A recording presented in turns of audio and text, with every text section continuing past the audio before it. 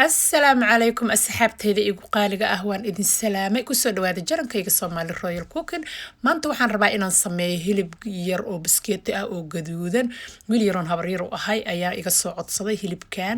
oo yiri habar yar waxaan jecelahay hilibka gaduudan sida loo sameeyo waa kana san ayaan u sameeyay aad u jeedin hadda waxa ugu dambeeyo aan ku daray waa liin dhanaan waxaan ku soo daray xawaaji inta guriga tiila aan ku soo daray wixii iilan ku soo daray oo carfis ahay waa kana meeshaan iskula wixii aan si fiican u walaaqaya hadda waxaan ku soo daray waxa waa saliid olive waxaan ku daray maxaan ku raahdaa garoor yar oo dhanaan ah waa kana hadda maxay ahayd ishag hilibkeeni oo maaragtay aan soo garaacay maraba inaan filimka idinku dheereeyo sababtaas ayaan hilibka u soo garaacay si aan hilib aan maxnahay ishag aan u soo gaagaabsho filimka saas darteedaan hilibka aan idin tusinin maxay ahayd waa kana hadda waxaan sameeynayaa waa hilibki oo maxaan ku raahdaa ishag xawaajigayaasha iyo wixii aan meesha ku soo waxeeyay oo dhanaga ahay aan si fiican u marinayaa si uu macaan oo u noqdo oo maxaan ku raahdaa ishag liin dhanaanta waxaan ugu daray waxa waaye maxay ahayd ishag hilibka aad ay u jilcisaa ogaada waa kana frinjeerkan wax yariisa soo galshay waa ka soo bixiyay dabkaan nimiday waa kana dabkiyaan maxay ahayd isheegan saarana labada xabo ugu horeysay insha Allah taala hilibkan waxaan ugu tala galay dhalinyarada gabdhaha yar yar oo guriga jooga oo habar yartooda ama eedadooda ahay iyo wiilasha yar yar oo dhalinyarada ah oo sidoo kale aan maxay ahayd sida wiilkaygan oo kale oo iga soo codsaday kuwa ayagana lamid ah oo habar yar iyo eedayaal aan ah maxay ahayd ayagana ma sha Allah inay ka faa'iideysan doonaan ayaan jeclahay marka waa kana haasaan ayuu noo naqday quruxda badan leh san ayaan ku soo wadayaa sidaad u jeediinba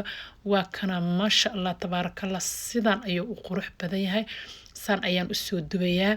marka insha Allah walaalahayga qaaliga ah waxa sadda aan ku shushubayo waa liin dhanaan yar biyo yaraan saas u soo dhex galshay markaasaan maxay ahayd korka saas uga bibilaya si uu u bislaado gudaha uga bislaado jileecna u noqdo waa kanaha waa ka soo bixiyay waa ka saaxbad ugu dambaysan ka soo bixiyay waxa siroon hadda meesha ku soo shubay waxa waaye ishag digiraha cagaaran waa ka saay ishag taas waxaan u naqaanaa anaga wadanka aan joogno mays aa looga yaqaan laakiin waa galey bajaqeedayni Soomaaliya oo gasac ku jirto si fiican iskaga dhaqa insha Allah waa kana si fiican ayaan u dhaqa aniga si fiican ayaan u nadiifiyay weelkaas ayaan iskula gadisanayaa digirta iyo maxaan ku raahdaa galeyda oo galey bajaqeeda loo yaqiinay iyo waxaan soo karsaday laba xabo oo baradho ah labada xabo baradho waa fiiqaya dabkan ka fiiqaya markaan dabka ka fiiqo insha Allah waan jarjari doonaa markaan jarjaro waad arki doontiin ila socda insha Allah iga harinina aad iyo aad ayuu maxay ahayd isheego uu caafimaad badan yahay ma sha Allah tabarakallah u yahay qudaarta iyo hilibka gaduudan looma gaarayo maxaan ku raahdaa isheego wiilasha murqaha inay dhistaan rabo oo kale iyo dadka raba inay energy badan helaan ayuu u fiican yahay hilibka gaduudan oo biskeetiga ah qudaarta iyo hilibka biskeetiga aad iyo aad ayay u fiican yihiin waxaan kugu talinayaa hilibka gaduudka inaad maxay ahayd isbuuci 3 jeer ama 2 jeer sidaad u hilib jeceshaa aad cunto ayaan kugu talinayaa indhaha aad iyo aad ayuu u fiican oo ugu fiican yahay maxay ahayd hilibka gaduudan ma ku dhahay aniga hilib cadiin cun hilibka cadiinta ma fiicna kolestarool iyo wax walba uu leeyahay laakiin waxaan kugu talinayaa hilibka gaduudan inaad weegi 2 jeer 1 jeer inta aad karankaaga iyo sidaad adiga hilibka u jeceshaa aad cuntid ma sha Allah tabarakallah aad iyo aad ayaan u jecelahay aniga ma sha Allah tabarakallah indhahana waxaan ku dhihi karaa maba loo gaaraba dadka maxaan ku raahdaa indhaha xooga ay ka daciifaan waxa la ogaaday inaysan maxaan ku raahdaa hilibka jeclaynin ayaa la ogaaday waa kana hadda qudaartan ayaan soo sameysana san ayaan u saaranaynaa hilibkeeni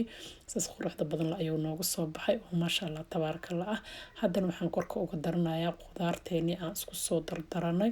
kana haddana saan quruxda badan la ayaan u habeysanaynaa aad u jeedo marka insha Allah maxay ahayd ishag hooyoy maxay ahayd ishag wax walba